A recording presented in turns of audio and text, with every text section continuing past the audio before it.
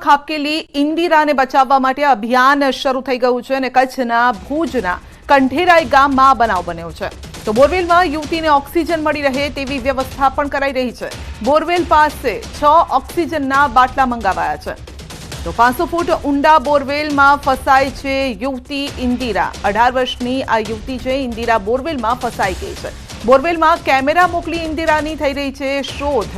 વહેલી સવારે બોરવેલમાં ખાબકી હતી ઇન્દિરા અને ન્યૂઝ 18ની ટીમે યુવતીના પરિવારજનો સાથે પણ ખાસ વાતચીત કરી છે। 18 વર્ષીય યુવતીના ભાઈએ ન્યૂઝ 18 સાથે વાતચીત કરી છે અને યુવતી બોરવેલમાં ક્યારે પડી તે ખ્યાલ નથી। બોરવેલમાંથી અવાજ આવતા ખ્યાલ આવ્યો। યુવતીએ બોરવેલમાંથી બચાવો બચાવોની બૂમ પાડી। ઇન્દિરા નામની 18 વર્ષની યુવતી બોરવેલમાં ખાબકી અને હાલ ભુજ ભચાઉની ફાયરની ટીમ 108ની ટીમ સ્થળ પર બચાવ કામગીરીમાં જોડાઈ છે તો બચાવ કામગીરી માટે ગાંધીધામથી બીએસએફની પણ એક ટીમ પહોંચી છે અને હાલ ગાંધીનગરથી પણ એનડીઆરએફની ટીમ રવાના થઈ છે।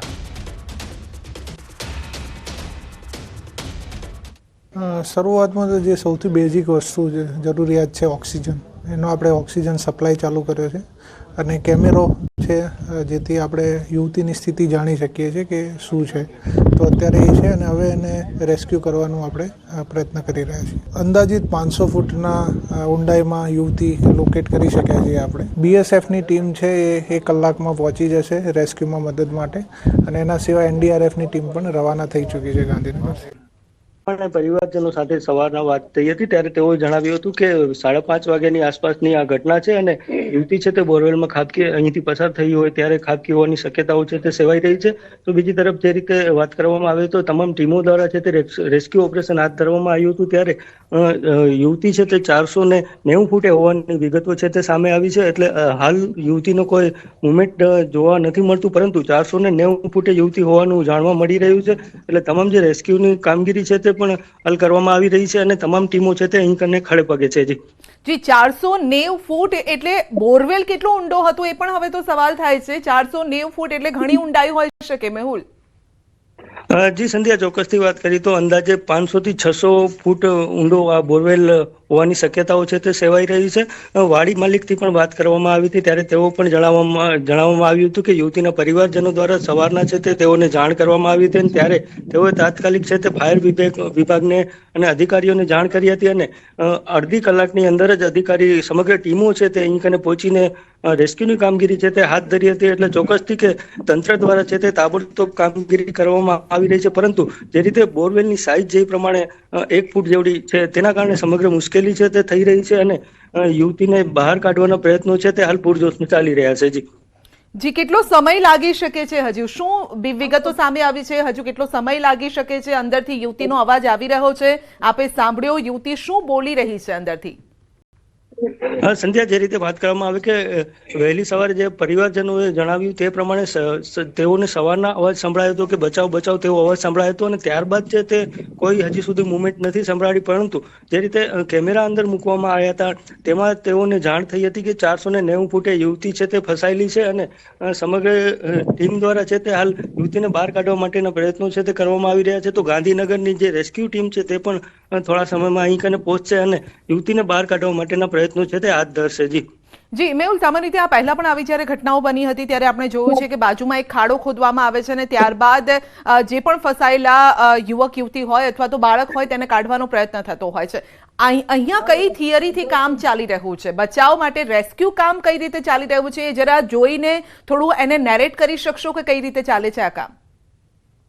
જી સંધ્યા, જે રીતે વાત કરવામાં આવે કે મોટા ભાગે બાળક છે તે આવા બોરવેલમાં પડી જતું હોય છે પરંતુ આ તો 18 વર્ષની યુવતી છે તે બોરવેલમાં ફસાય છે એટલે એના માટે થઈને કે આ અઘરું કામગીરી છે તે હાલ તંત્ર દ્વારા સાબિત થઈ રહી છે।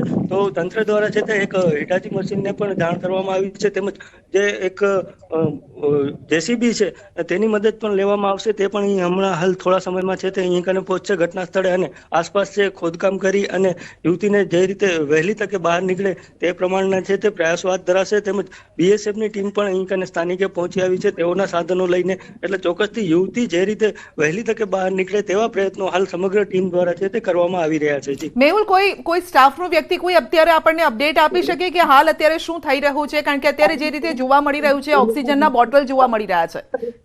સંધ્યા, જે રીતે થોડા સમય પહેલા જ હમણાં અધિકારીઓથી વાત કરવામાં આવી હતી ત્યારે તેઓએ જણાવ્યું હતું કે બીએસએફની ટીમો છે તે પણ અહીં કને ઘટના સ્થળ પર પહોંચી છે, તો ગાંધીનગરની ટીમ છે તે પણ અહીં કને થોડા સમયમાં પહોંચશે, આરોગ્યની ટીમો છે તે પણ અહીંયા કને પહોંચી છે.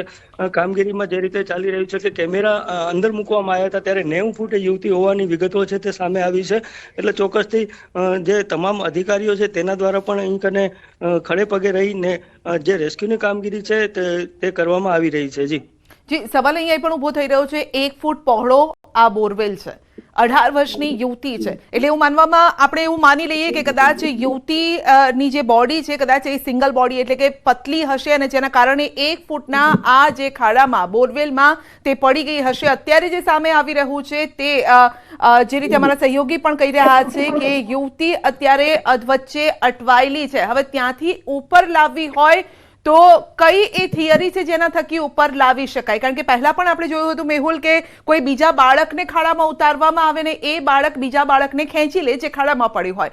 આ કેસમાં યુવતી છે, ઉંમર પણ મોટી છે, સાથે કઈ રીતે હવે તેને બહાર કાઢવામાં આવશે એ થિયરી અંગે કોઈ વાતચીત થઈ છે? મેડિકલ સ્ટાફ શું કહી રહ્યો છે? જી, ચોક્કસથી વાત કરવામાં આવે તો મેડિકલ સ્ટાફ દ્વારા તો અહીં કરીને જે યુવતીને ઓક્સિજન પહોંચાડવાની છે તે કામગીરી કરવામાં આવી રહી છે, પરંતુ જે તંત્ર દ્વારા છે તે અહીં કને એક હિટાચી અને જેસીબીની મદદથી આસપાસ છે તે ખાડો ખોદવામાં આવશે અને ત્યારબાદ બહાર કાઢવાની કામગીરી તે કરવામાં આવશે. પરંતુ જે રીતે ગાંધીનગરની ટીમ છે તે રવાના થઈ ચૂકી છે અને તે થોડા સમયમાં અહીં કને પહોંચે અને તેના એડવાન્સ જે ઇક્વિપમેન્ટ હશે તેના દ્વારા છે તે યુવતીને બહાર કાઢવાની કોશિશ કરાશે. એટલે ચોક્કસથી વાત કરી તો જે ગાંધીનગરની ટીમ આવ્યા બાદ પણ યુવતીને છે તે રેસ્ક્યુની કામગીરીમાં બહાર નીકળે તેવી શક્યતાઓ હાલ દેખાઈ રહી છે. મેહુલ, એવું કઈ પ્રયાસ કરવામાં આવ્યો કે દોરડું નાખવામાં આવે અને પછી યુવતીને કહેવામાં આવે દોરડું પકડે યુવતી અને ત્યારબાદ તેને બહાર ખેંચી લેવામાં આવે? કારણ કે પહેલાના કિસ્સાઓ એવા થયા હતા કે નાનું બાળક હતું જેના કારણે એ બાળક કદાચ સમજી ન શકે માટે એવા પ્રયાસો નિષ્ફળ ગયા હતા, પરંતુ આ કેસમાં કદાચ એ પ્રયાસ સફળ પણ થઈ શકે તેમ છે.